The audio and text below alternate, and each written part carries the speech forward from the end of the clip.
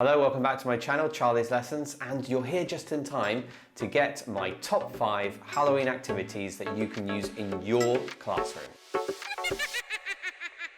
The first activity is a take on one of my favourite games to practice numbers with my students, higher or lower.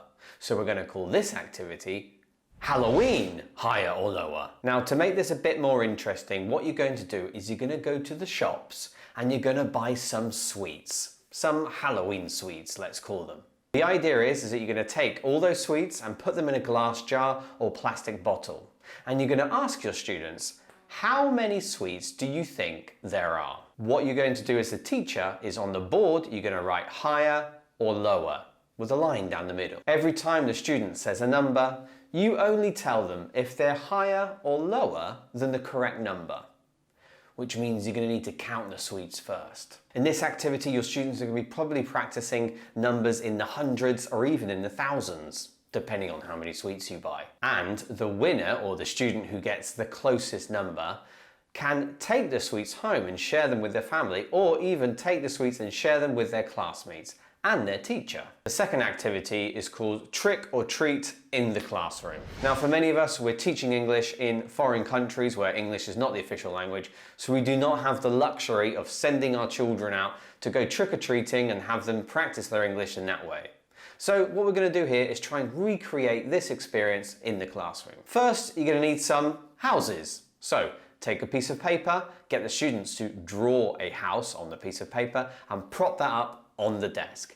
Put the students in pairs to do this so they can help each other with the drawing and the folding of the paper. Once all the students have propped up the paper house on their desk, you've now got your own very little neighbourhood in the classroom. Elect 2 students to go first trick or treating around the classroom. Go over the dialogue that the students are going to need to interact with the other pairs to ask them trick or treat. Remember, it's not always treat, it can be trick as well. So get your students to think of any magic tricks or talents that they may have that they can display in front of the class. The third activity is called Interview with the Zombie. This activity is perfect for teens or adults, and in this activity, you're going to ask your students to pretend that they are interviewing a zombie or a vampire. First, get the students in groups and get them to brainstorm what do they already know about zombies or about vampires. Once the group has got a good idea about what a zombie and a vampire is like, you're going to put the class in 2 groups.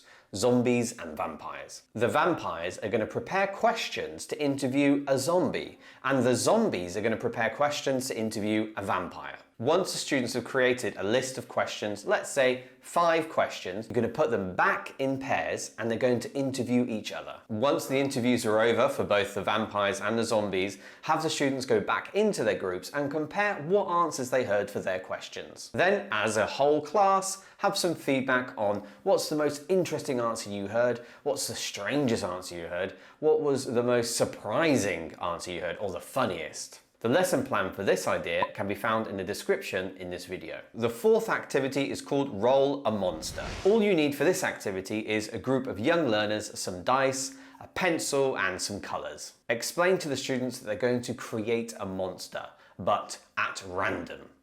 And they're going to need to use a die. Each number on the die represents what the students have to do. So it could be draw an eye, draw 2 eyes, draw 2 arms, for example. The students keep rolling until they roll a 6. When they roll a 6, they have to finish. You might want to introduce a rule that perhaps for the first 2 to 3 minutes, the 6s don't count, they can keep on drawing. Creating monsters like this at random is going to produce some very scary results. This worksheet that you can see here can be found in a link in the description of this video. The final activity, so number 5, is something very simple but effective, and that is to play bingo. Now, with any festivity, there's a lot of associated vocabulary that the students need to learn. And when I'm dealing with new vocabulary with my students, I love using bingo as a way of checking the written form and the spoken form of the language. You can use these description cards to describe what you want the students to listen out for, or you could just do a simple dictation activity where the students are listening out for individual words that you say. You can either describe them or say the words. It depends on how advanced your students are. You can find this lesson material in the link in the description. I've also got a worksheet that is blank, which means that your students can pick 9 random Halloween vocabulary items, and you as the teacher can call out a list of vocabulary to the class, and then the students will play bingo. So they will say line when they have a horizontal line, or bingo when they get all the words on their card. Thank you for watching this video on my top 5 Halloween activities for your classroom. You've got activities for kids, for teens, and for adults. And don't forget, if you want to use these in your class, all you have to do is go to the description and follow the link. I'll see you in the next video.